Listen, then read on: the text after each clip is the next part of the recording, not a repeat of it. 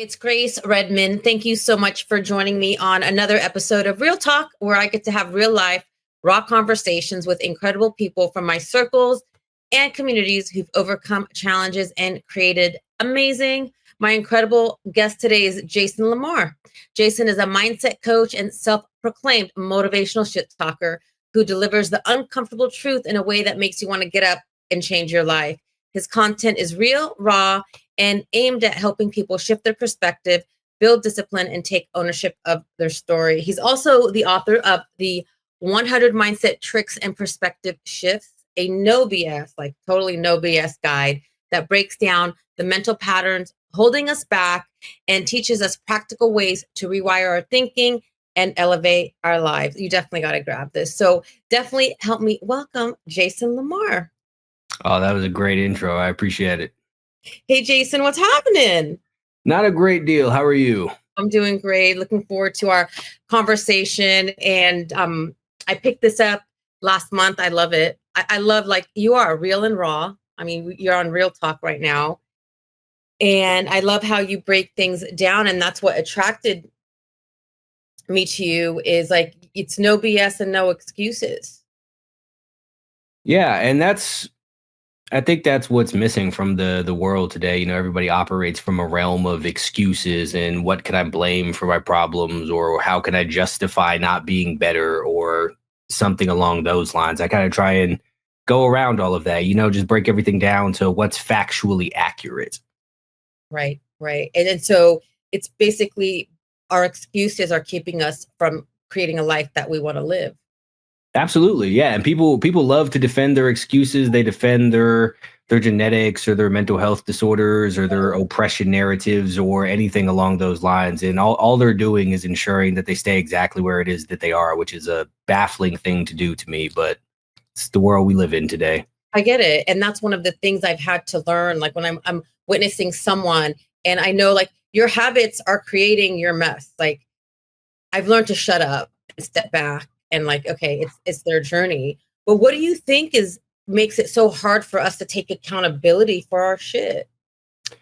So I think that by and large, people do not like to deal with discomfort. And I think that accountability is one of the most uncomfortable positions that you could put yourself in, because it doesn't feel good to say that my life is terrible because I've made a bunch of terrible decisions and done a bunch of terrible things. And that's the reason I'm fat. That's the reason I'm poor. That's the reason all my relationships sucks. It feels much better to assign that blame off to anybody else, be that their partner or their parents, society, their genetics, whatever the case may be. And that kind of takes that weight off of their back of having to walk around and be like, man, I did all of this. But what they don't realize when in doing that is whenever you assign away blame, you're also assigning your power to fix your situation. Because if you're not the one who put yourself there, then it's not up to you to get yourself somewhere else. But if you created your entire situation, your actions did everything that, or put you exactly where it is that you are, then your actions can also put you where it is that you want to be. Amen to that. Because I was that person. And I didn't even realize it. Like, I was that victim and I blamed my circumstances and everything outside of me. And then when I realized, wait, what? I created this and I get to do something different. It changed my entire life. And I know you've talked about kind of doing dumb shit and running with the wrong crowd. What was the moment for you when you realized, shit, I gotta take accountability and I can have a better life than I have right now? So I don't know that I had one specific aha moment, so to speak. I know that a lot of people tell their stories about this was the moment that I realized and everything needed to change. And it was kind of just a series of things. I had gotten tired of living the way that I was living. I got tired of being around the people that I was around. I got tired of not being able to do the things that I wanted to do. I got tired of struggling to pay rent or even to figure out a way to get food or put gas in my car. And when I took a look back at my life through all of the situations that I had been in, I realized that if I was honest with myself, I could trace back my own actions to figure out exactly how it is that I got there. And then I came to the realization, well, I put myself in all of these situations. And if I was the one that got myself here, then I am also the one who could get myself somewhere else. Right. But that takes a mindset shift. Most people don't think that way. What do you think got you to that mindset shift? Again, it wasn't one specific event. This was over the course of several years, and I kind of came to it one realization at a time rather than just all at once or some sort of epiphany or anything like that. It was just taking a look again back at all of the situations that I had found myself in, and taking a real look at the actions that I had taken and all of the steps that I was taking and everything that I was doing, everything that I was experiencing, and so just slowly piecing together that, again, that I was the cause of all of this. And it wasn't the greatest thing to accept, but once I did, then that allowed me to see that I can absolutely change anything. No, I'm with you. It was hard for me to accept initially when I'm like, wait, I'm creating this, like I'm the problem. It's so funny. My husband just got a new tattoo and it says, I'm the problem. I was like, I'm like, you're not wrong. And I'm the problem too. And my, whatever's going wrong with me. One thing I love, because I talk about discipline, commitment, consistency, discipline. Like when people are like, oh my God, how did you do this? Well, there's certain things I do every day. And you talk about discipline and motivation. What's the difference between discipline and motivation? So motivation is that good feeling that you're going to go get something done. Like when you're really fired up, I'm going to go to the gym. I'm going to go on this diet. I'm going to start this business. I'm going to do all of the amazing things that I need to do to get to where it is that I want to be. Discipline is what pushes you to do those things, even when you don't feel like doing them, even when they sound terrible. Like, for example, I wake up early every single day. As soon as my alarm goes off, I want to go back to sleep. And the discipline is why I get up anyway. And because that's what it is that I said that I was going to do. The discipline is why I go to the gym every single day, even though I don't feel like it. Like I don't want to work out. I don't particularly enjoy all of the exercises and stuff, but it's what it is that I'm supposed to do. So I do it because it's what I'm supposed to do. And that's what discipline is, doing the hard things, even when you don't feel like them. And when you say, well, first of all, I know you wake up at the crack of dawn. I think like you're up at 3:00 in the morning. 3:53. Okay. So there's some classes I get to at 5 a.m. I'm not joking. I think of you when I have to get my ass up because I really don't want to get up. I do not want to get up. I love it. I really don't. It sucks. And I'm tired. Time. Well, now it's getting cold. And the other thing is, you said it's what you're supposed to do. Why is it what you're supposed to do? Because it's what's going to get me to where it is that I would like to be in life. It's what's going to help me accomplish my goals. And I believe that as a whole, everyone has some degree of duty to accomplish, or at least to be striving to be their best selves while they're here on this planet.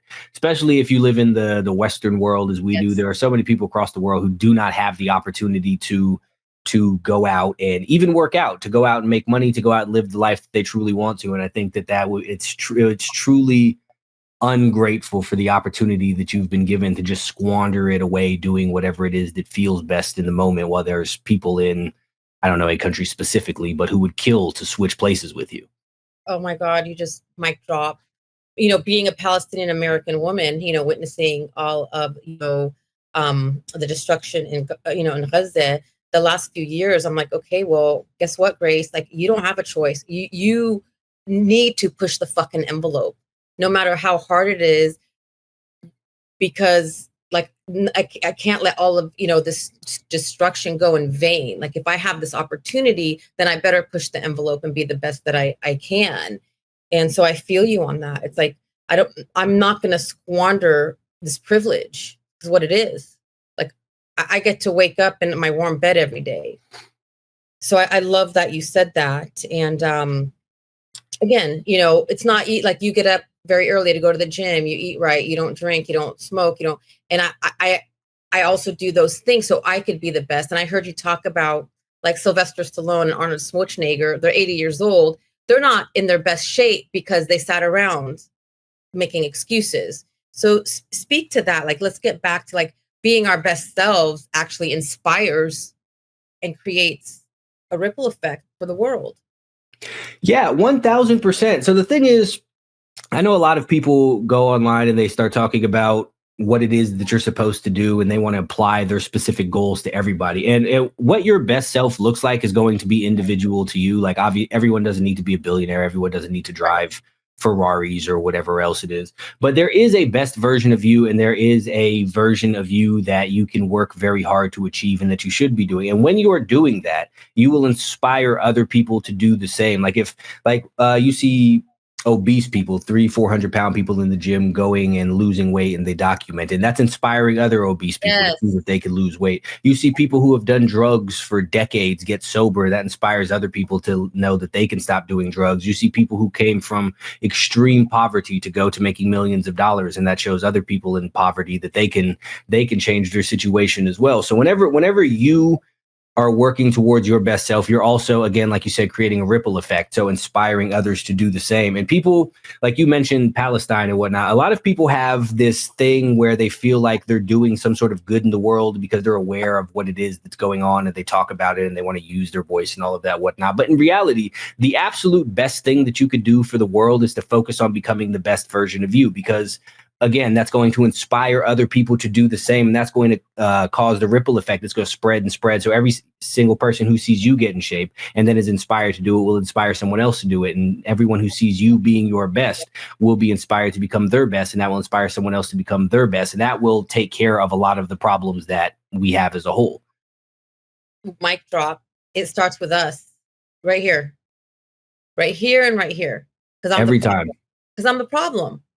And that I don't think that's, people don't realize, all of this division and chaos is created, the establishment wants us to be in chaos. They want us to be divided, because when we're distracted, then we're not focusing on ourselves, and we're not being our best selves. Because when we are our best selves, we have the ability to unite together I'm taking it to a whole other level right now. No, that's absolutely, I fully agree with all of that. I'm a big believer that everything that is going on is specifically to create division. And if you really look at it, it's people arguing back and forth about what other people should do for them.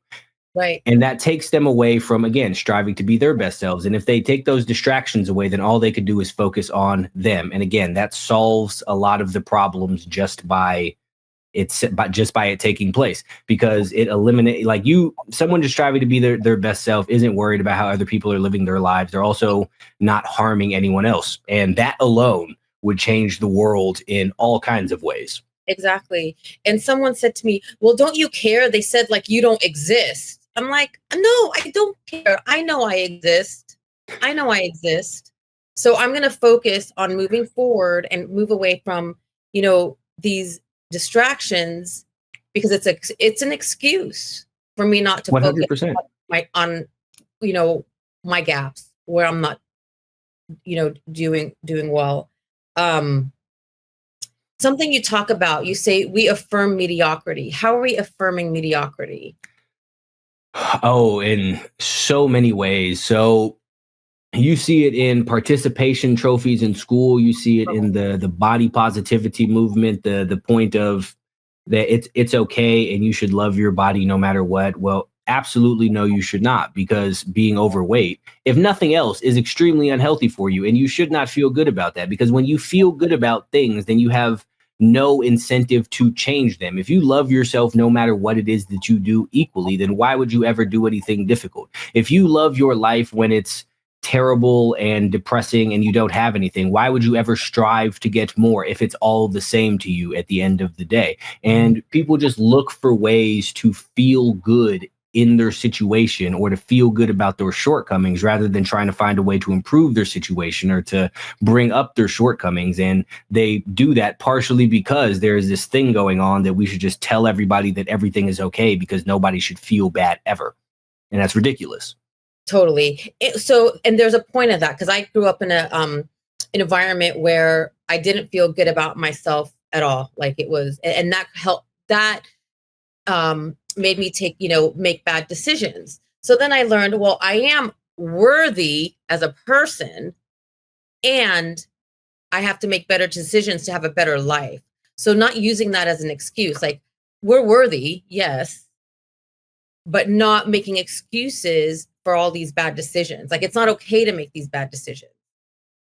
It's not okay to eat unhealthy. It's not okay, because then that creates the ripple effect in the opposite direction. And thank you so much for tuning in. We really appreciate you here at Real Talk. If you've been inspired by what you're hearing and you're ready to take things to the next level, I would be honored to work with you. If you're a leader or entrepreneur ready to soar, I offer one-on-one coaching to help you create a business and life of freedom that you are excited to wake up to. And if you're craving something more intimate, I offer a personal VIP day that includes deep dive coaching, a nature walk, and an early dinner. I promise you will leave just feeling rejuvenated. If this speaks to you, please reach out and let's do this together. You can find me at www.graceredman.com. Now, back to the program. Yes. But no matter what, like I am a worthy person. So help me out with that, because I agree with you, but there's a two piece. Like I'm worthy no matter what, and I need to make the right decisions to create the life that's healthy. Do you see what I'm saying? Yeah, so I think it depends on how it is exactly that you are defining worthy. Like worthy of what? Because to just say I'm worthy, that's a very nebulous concept. There's not anything specific to that. So it depends on how it is that you're looking to define it. But I'm a big believer as a whole that everybody has the opportunity to be equal in whatever capacity it is that you would like to define that as. But everyone does not take advantage of that opportunity. And just by the virtue of that, people wind up in widely different levels of, we can use the worth thing and say widely different levels of worth. So I think that everything that you have or want is earned. If you want happiness, if you want respect, if you want love, if you want peace, if you want safety, if you want food, whatever the case may be, you have to earn all of it. And I think that the sense of worth is also something that you have to earn. Like you absolutely can be worthy of whatever it is that you would like to be worthy of, but that's something that you have to earn, just like you have to earn happiness, just like you have to earn money, just like you have to earn a good body, just like you have to earn a nice house. You have to earn a sense of true or high self-worth. I like that, because again, like there's two schools of thought, and then it goes back to taking action. Like we need to take action to get these, the results. Okay, and because I'm a big believer in the law of attraction, but I don't believe like you just sit back and it comes to you. You need to take the action to get there. And something you talk about is, which I love, is you talk about when we show up for ourselves, that's what creates our confidence. Yeah, absolutely. I mean, so people who struggle with confidence because they've never given themselves a reason to be confident. They've never given themselves anything to be confident in. But when you consistently, going back to the beginning, and when you consistently show discipline, and you consistently show up and do the things that you said that you were supposed to do, and you continue to be the person who you say that you are, that is what it is that builds confidence. So every time you wake up, whenever it is that you don't feel like waking up, whenever it is that you eat the healthy meal rather than the drive-through food, whenever it is you go to the gym instead of playing video games, or you turn down the alcohol because you said you were going to get sober, or you decide to work on whatever project it is that's going to better your life instead of going off and going to the club or whatever, you're building confidence in yourself because you're showing yourself that you are who it is that you say that you are, and you're capable of doing the things that you said that you were going to do. 100%. I love that. I get addicted to the results too. I get addicted to the results. I think that so it's very difficult to start doing things in the beginning. Like it's very difficult to start going to the gym. It's very difficult to start going on the diet. It's very difficult to start sacrificing your leisure time to work or whatever the case may be. But as you get more into it and you start making progress, that in and of it, that becomes an addiction in and of itself. So it becomes a very rewarding cycle. Like when you go to the gym, you see yourself getting stronger, you see your body changing, you see your abs showing up from when you're dieting, you see your bank account increasing, or whatever other metric it is that you have to measure these things. Like once you start achieving these things, then they start feeling much better than all of the stuff that you were doing before. Because while the process of these things might not be as fun as going to the club or playing video games, the payoff from it feels much better than any of the fun that you would have from the video games or the clubs. Like few things feel better than accomplishment in real life. I agree. It feels amazing. And the things that I used to do that were fun, like, go have the dirty martinis and, party till 4 o'clock in the morning. Those are fun. I don't regret it at all. At all. It was fun, but that's not fun for me now. And as you're talking, there was something else that came up because, we were talking about worth. If, as that young girl, I knew my worth, then I would have made better decisions. So as you were talking, it's like, now that I know my worth, there are certain things I'm not going to do because I know what I deserve. Yeah, 1000%. You know better than certain things, and you know that they don't align with who it is that you want to be and what it is that you would like to do. Because exactly like you said, as you learn your worth, then you understand that I know people don't like the verbiage, but that you're above certain things or that you're better than doing certain things. And if you partake in certain activities, it's going to kind of chip away at your sense of self-worth. So you avoid them. Totally. But you're not, you're not wrong. You're not wrong, because there's certain things I wouldn't do now because let's talk about relationships. Like back in the day when I'm younger, I would allow myself to be in a toxic, abusive relationship because I thought I wasn't worth any better. Now, oh, hell no, that's not happening because I know my worth. And so going back to what you said, when you eat right, you work out, you take care of your body, that cultivates that confidence, which brings up the self-worth. Then you start making those better decisions. So like you're bringing it full circle. It's all connected. Yeah, 1000%. I mean, you start to see that everything kind of is once you start going down the path of personal development, personal betterment, or whatever it is that you would like to call it. All of these things kind of intertwine: the discipline with the self-worth, with the not participating in certain activities or growth, and all of those. They all tie in together. It's all very similar themed things.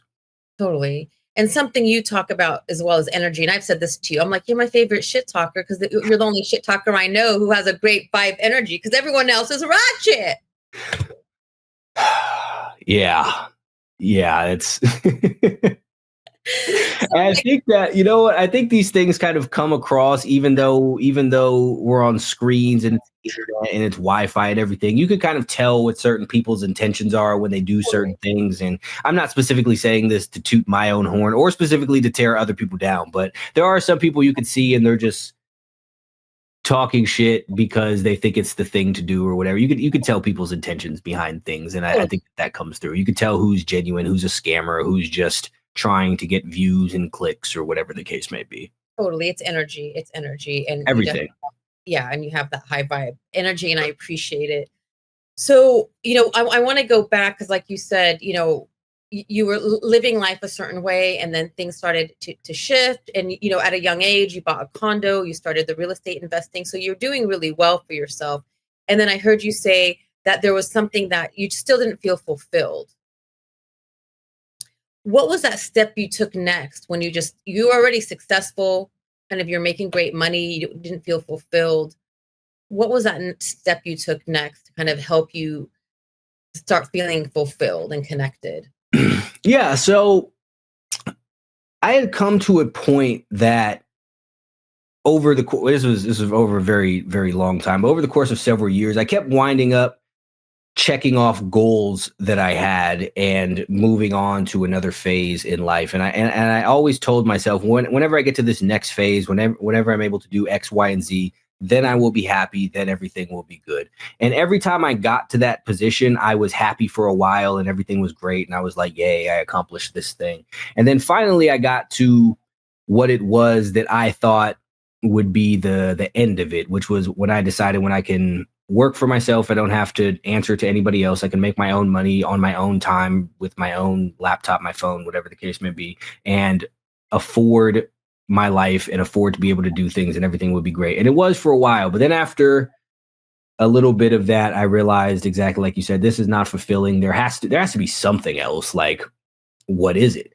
So that whole entire time I was looking for answers in the thing that I was doing, but I did some self-reflection. I came across a podcast or something. I can't remember specifically which one it was, highlighting the idea that, as we've been saying this whole time, you were the problem.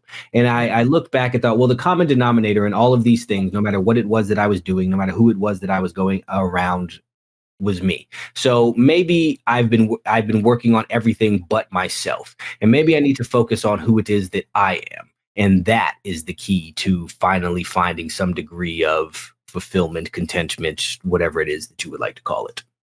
So you brought it back to yourself. Yeah, absolutely. Because again, I was always looking for a thing. I was looking for a job. I was looking for a car. I was looking for a partner. I was looking for a specific place to live, the city that I was in, the type of dwelling that I was in. And even I got a car, I got a nicer car, I got a job, I got a better job. I got to working for myself. I got my own apartment. I got a condo. I got a house. I got a nice house. And I was still like, this just doesn't seem like it's it. So I worked on everything but me. It was just acquiring all sorts of external things, but nothing internal. I hear you. It's like, again, that's the coaching that we do is it's, we've created all of the success, the external validation, and then we're still feeling unfulfilled. And it really goes back to finding peace within ourselves.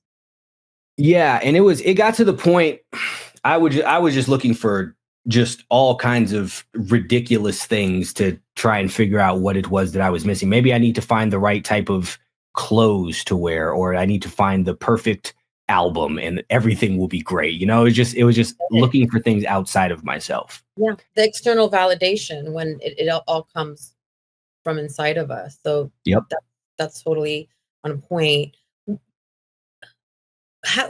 What is it? Well, for me, let me share like the same thing. Like I'm gonna, achieve this and achieve that. And I'm like, oh God, I'm still like all the success and I feel exhausted and miserable. It wasn't the same thing until I just went within myself and accepted myself, really. And now I feel that peace because I'm not chasing the dragon. Yeah, as long as you're chasing something outside of yourself, you're never going to find it. It's something that you're always going to be after. And not that your internal work is ever something that you fully complete, but when it's the outside stuff, you're sort of always looking to patch up holes, and there's always new holes, or the patch isn't quite smooth enough or anything along those lines. And it's also never really truly clear what it is that you're chasing. And I think that a lot of people never get past the seeking external validation or external sources of comfort. And that's how a lot of people wind up obese or addicted to drugs or whatever, because they're always chasing some sort of feeling from outside themselves, and they're just going for what is it that will make me feel good. And because it's a never ending bottomless pit. Like if you find the greatest meal in the world, it's only going to be the greatest meal into the world for you for a little bit. After you got to go out and find another greatest meal in the world. You can find the greatest high in the world, and that's only going to be the greatest high in the world to you for a little bit. And then you got to do more and more and more and more and more. And this is how people wind up in these terrible situations. Totally. And the hardest thing is to sit with ourselves in that uncomfortable feeling. How do you lean into that? Oh, go ahead. I'm sorry. How do you lean into that? Because it's been for me to just sit with myself and that fear that I have within myself. Once I just like, okay, like you just got to be with yourself, the fear, the insecurity, just leaning into it. It was uncomfortable. So I'm a big believer that the same thing with any sort of fear that you have, right? If you're someone who's afraid of the dark, the only way that you're ever going to overcome that fear of the dark is to sit in the dark and realize it's not as bad. What is it that you feared about the dark? And then you will start to recontextualize everything. Same thing. A lot of people have a fear of being alone. They have issues with being alone. They have issues with confronting certain parts of whether it be their mind or their subconscious or how they acted in certain things that they've experienced. But as long as you avoid it, you are always going to have that fear, have that discomfort, have that aversion to it. And so if you want to overcome that, you have to expose yourself to it. And you have to get used to the fact that it's going to be uncomfortable. It's going to be unpleasant. But in it being unpleasant, it will eventually, that feeling will subside and it will become something that you're able to deal with. I agree. Like it just takes less than 90 seconds to face whatever that fear is and like lean into it and be in it and be uncomfortable. And then I'm like, okay, right on. Bring it on. Yeah, 1000%. And then once you expose yourself to it, you'll see that the majority of these things are really just thoughts that you have. It's nothing crazy. It's not literal monsters living inside of your head. It's just thoughts that you don't like. All of these things, the fears, the anxieties, the apprehensions, whatever it is, just little words dancing around your brain in a way that you don't like. So I think that understanding that is also a very helpful thing as well, because a lot of people make these things into these big giant monsters, big giant backstories, and they build it up into something much huger than it actually is or needs to be. 100%. When I have a thought and it's bullshit, I'm like, okay, like, what's the story? Really? That's a false. So 99% of the time, that thought, that story is BS. And I have to remind myself of that. Like, okay, why are you telling yourself that story? And so our thought process, like you talk about, is like, you talk about the emotions, like it's fickle. Just let it pass. Don't believe it. Don't be impulsive. You talk about that as well. Yeah. So this is the thing that people have with bad feelings is, I hear a lot of people say, well, it's okay to be sad, right? And yes, that's true. But the same people who say that it's okay to be sad are also the people who go to therapy and try and figure out coping mechanisms for their sadness and all of this, because ultimately they want it to go away. But if you've ever heard the saying of when people say, don't think of a pink elephant, and then no matter what you do, you can't not think of the pink elephant. But if you go about your day, eventually the thoughts of this pink elephant will leave your mind and you'll forget that you were ever thinking about it to begin with. It's the same exact thing with sadness. When you focus on the sadness and try and fight it off, it's just going to make it stronger and it's going to sit there much longer. But if you just go on about your day, eventually the sadness will subside. And now I'm not saying don't ever let yourself feel sad. I'm not saying don't try and figure out what it is that's making you sad. But that's very different than trying to A, fight off the sadness, or B, let that sadness dictate your actions. You're just in a flow right there.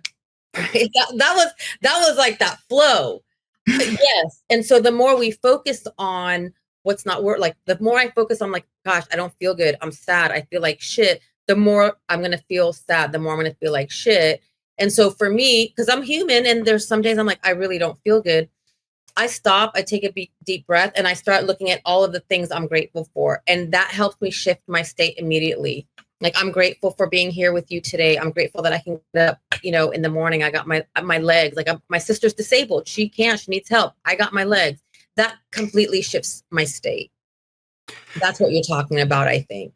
I mean, that's another great way to look at it too. Like, there's no matter how bad your situation is, it can always be worse. Like, you could get a flesh-eating disease that gets rid of your eyesight forever, and you just got holes in your face and you can't see. That's terrible. Like, me personally, my dad has Alzheimer's. My brain works great, and I love that, and I am super appreciative for that. In the moments whenever I don't feel like doing stuff, when I don't feel like working, when I don't feel like thinking, when I don't feel like having conversations or whatever, I sit back and look, well, I could be in a position where I can't do any of these things. And that would be so much worse. When I don't feel like going to the gym, I could not have legs. I could be paralyzed. I could be Stephen Hawking or whatever the case may be, but I have a full working body. I'm in great health, and that is a blessing, and it would be wrong of me to not take advantage of that. So why would I sit here crying about the fact that I'm not in a good mood today when I have all of these other amazing things going on in my life? Amen to that. Amen to that. And again, that's why, like, I'm attracted to you and to your, perspective. And I've been called, that I'm, what is it? Toxic positive, that I'm toxic positivity. Toxic positivity. Yeah. So I was like, okay. But when, I do honor how I feel, like when I get angry or when I get sad, I honor it. But that's been something I've been called toxic positive, whatever that is. Yep. I hear that a lot. Talk to me. So I think that I don't like the concept of toxic positivity because it doesn't make any sense. And when I've heard people sit there and try to explain examples of it, it's really just being delusional and ridiculous about things. Like, say, for example, I get diagnosed with cancer, and I've heard people make it an example of like, well, to just ignore it because it will be okay. That's not what I'm saying. That's not what anybody is saying. What I am saying is, if I get a cancer diagnosis right now, whether I am sad, mad, happy, or indifferent, I have cancer. Why pick sadness? Why be mad about it? Why be upset about having cancer and have cancer? Now I have two bad things. Now I need to beat this cancer and figure out a way to fix my sadness. You could be happy about whatever it is that you would like to be happy about. You could assign whatever value it is to whatever situation it is that you would like. Nothing is inherently good. Nothing is inherently bad. Things are only what it is that you call it. Like, I like the rain. Other people hate the rain. Some people will see the rain and that will make them depressed. I see the rain. I'm like, oh, great. It's raining because I like it. It's not good. It's not bad. It's just what it is that you make of it. You're free to assign any label to anything that you like. So why assign a negative one? That's not to say that you can't deal with something as it comes. That's not to say you can't figure out a way to make it better. But just because you're trying to make something better, it doesn't mean that you have to start off thinking that it was bad. I would I get a sandwich of just plain bread and a piece of turkey, and that's an okay sandwich. I will eat that, but I can make my sandwich better. I can put some mustard, I can put some cheese, I can put some lettuce on it. So you can want to make things better and still think it's good to begin with. I don't have to be mad about this turkey sandwich. I could be happy that I have a turkey sandwich in general. And I think that a lot of people take the stoicism thing and they get it and they think that you're saying ignore how it is that you feel. Nobody is saying ignore your feelings or don't feel your feelings. It is simply do not let your feelings rule you. You're sad. Okay, that's fine. But you could still work. You could still go to the gym. You're tired. Okay, that's great. You could still get out of bed. You're hungry. Okay, that's cool. You could still take the time to make some food. You don't have to act on every single feeling it is that pops into your head. Because you know how many times I'm driving and I get tired? Like, I'm not just going to nod off at the wheel. I'm going to ignore the fact that I'm tired because that would be a very unsafe thing to do otherwise. So feeling your feelings and letting your feelings rule you are two very different things. And a lot of people get the idea that because they're emotional, they are emotionally intelligent, when in fact, it is the exact opposite. Emotional intelligence is being able to be sad, understand why you're sad, feel sad, and not let that dictate your life. Amen.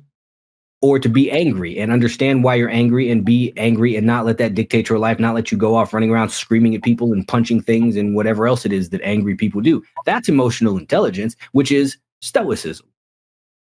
Yeah, so thank you. I love that. It's not that we're not honoring how we're feeling. It's not allowing it to define us. Exactly.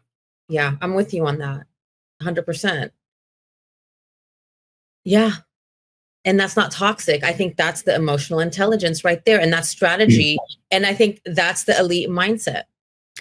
Yeah. The toxic thing would be to feel a way and then immediately act the way that you're feeling. Like I get cut off sometimes when I'm driving and it just makes me mad. I'm like, man, what if I just shoot up this person's whole car? What a terrible thing to do that would be. But that's how I'm feeling. If we're going with this, I should just do whatever it is that I'm feeling. But that's an awful way to act because emotions are not logical at all. So you can feel emotional and still be logical. Yes. And that's what it is that people seem to forget. Like something bad can happen and that can make you sad, but that doesn't mean you need to sit there and break down and not look at the situation objectively and logically and figure out the best thing to do. Yes, yes. And, if you need to take time to set back, reset, hibernate, whatever you need to do it. Just don't allow it to define you and don't stay there for a long period of time. So Exactly. that's exactly it. And then you talk about the elite mindset. I think really that's what you just explained, being the elite mindset. Yeah, I mean, mindset is it's the basis of every single thing that you do, right? Like every single thing in the world, every single thing that you experience, every single thing that you see, every single thing that you do, every single thing that you are is a product of how it is that you think. If you're somebody who's fat, you're a product of your fat thoughts. You're poor, you're a product of your poor thoughts. You're rich, you're a product of your rich thoughts. You're in shape, you're a product of your in shape fitness thoughts. Whatever it is, your thoughts create your world. And while you don't necessarily have control over what it is that immediately pops into your head, you do have control over what it is that you do with that and the thoughts that you have after it and how it is that you choose to interact with these thoughts. Just like you might not have control over how it is that you feel about a thing immediately, you do have control over what it is that you do with those feelings and how it is that you choose to handle those feelings. I love that because now what you're talking about is we get to choose, do we react or respond? Yeah, all of it is choices, and most people are very conditioned to react to something. Like they're sad and they immediately start crying. That's a reaction. But you need to be able to sit there and think, is this helpful to do in this situation in this particular moment? Is this the best course of action? Is this the best thing that I could do? Because no matter how hard your situation is, no matter how bad your situation is, there is always a best course of action. Totally. Well, you're going back to the response. Like, are we going to react or respond? And that's why I think where the inner work, also part of the inner work is recognizing and having awareness, like, okay, I'm in a reaction state. How can I step back, get curious, and how can I respond? And that's where the power is too. You're taking your power back and you're making that choice and making that decision to create from a different place. Yes, 1000%. And that's what most people, again, fail to do because they never get past the state of reaction. You see it with all kinds of things, not just a crime, but people get mad when someone says something to them and they don't want to let people disrespect them or whatever the case may be. But all you're doing is letting someone else dictate your actions. And regardless of what it is that you do, that is weakness.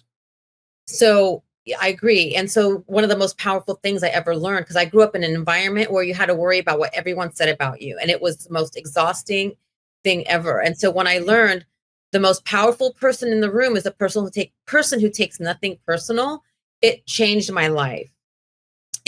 I play that game all the time. And it's been the most empowering thing I've ever done. Yeah, absolutely. Because when you're doing the other thing, I came from a very similar place. You can't let people talk to you a certain way. You can't let people say certain things about you, be disrespectful or whatever the case may be, because then people would look at you as weak. But in reality, if someone says something about you and that gets you to react a certain way, then you're the weak one because they're the ones who have power over you. They are the ones who are forcing your actions, forcing your feelings, forcing whatever it is. So you need to be, and this still also ties back into the internal external validation thing. When you're wanting other people to validate you and who it is that you are, that seems like a much bigger deal. Like you don't want these other people to say these things about you. You don't want other people to think these things about you because you need them to have a certain view of you so that you could feel good about yourself. But once you learn to, again, validate yourself internally, you don't worry about those things as much. Yeah, these people say these things. Yeah, these people think these things, but that's not me. That's not who it is that I am. I am okay with me and I am okay with who it is that I am, regardless of what it is that they have to say. Mic drop. You've been amazing. And I want to be respectful of your time. But there's one last thing I want to ask you about. You talk about live like the whole world is watching you. What does that mean? So I am not a big fan of life hacks because usually it's just a way to not do any work and be lazy. But that is one of the ones that I have. And I am a big believer. I don't know if you've ever seen The Truman Show.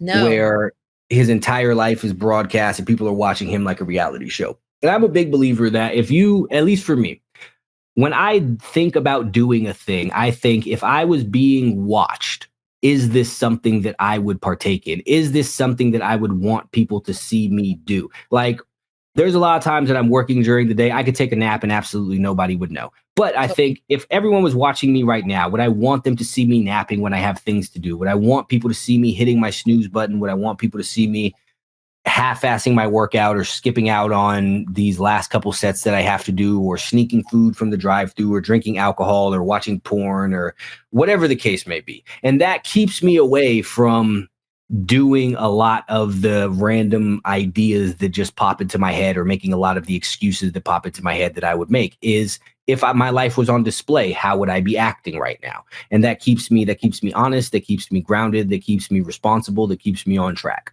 And I think that unless you are just somebody who has absolutely no shame or is a special type of weirdo, then that would keep most people on the proper track as well. Totally. So keeping the integrity to yourself. Every time. All the time.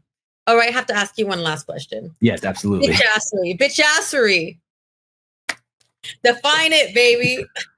Oh man, you know what? I said that word and people just People just apparently were a fan of it. But bitchassery is basically the opposite of everything that we have been talking about this whole entire time. Is making excuses, is blaming other people for your situation. It is letting your emotions dictate your actions. It is giving in to whatever urges it is that pops into your head. It is doing what's pleasurable in the moment instead of what it is that you were supposed to be doing in the moment. It's doing little things because you know that you can get away with them. It is anything along those lines. It is anything that keeps you from becoming the best version of yourself, and any story that you tell yourself to make yourself feel good about it. I love you. Thank you so much for joining me today. That's definitely helps people hold them accountable. And where can people find you, Jason? I am the Jason Lamar on everything, whatever your chosen social media platform, except for Facebook, but whatever your chosen social media platform is, the Jason Lamar, you can find me there. Yeah, and we'll also share all of your information. And also, you are doing, coaching online. Can they also find your, coaching packages there, or if they're interested? Yep, that'll be available on any social media page that I have. It's more so a mentorship thing than a coaching thing, or so we can probably legal reasons I can't call it therapy, but it'd probably be closer to that than coaching. It's coaching and mentorship. There we go. All right, right on. Thank you so much for joining me. I appreciate you. It's been so fun. And for all of you listening, watching, please share, like, and subscribe, because you never know who needs a little The Jason Lamar. And we'll see you next time. I appreciate you having me.